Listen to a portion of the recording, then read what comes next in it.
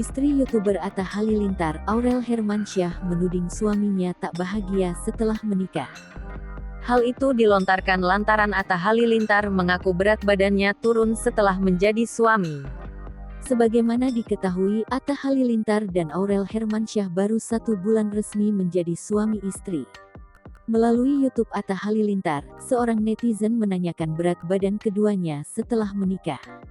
Pasalnya, naik turunnya berat badan dijadikan ukuran kebahagiaan seseorang.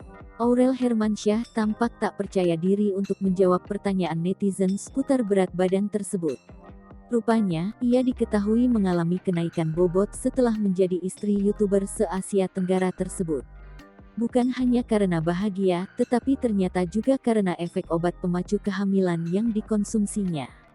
Atta Halilintar malah seolah berkeluh bahwa berat badannya kini telah menurun sejak menjadi imam Aurel. Mendengar pengakuan suaminya, Aurel menduga bahwa suaminya tak bahagia. Padahal, berat badan Atta Halilintar turun karena dirinya rajin berolahraga.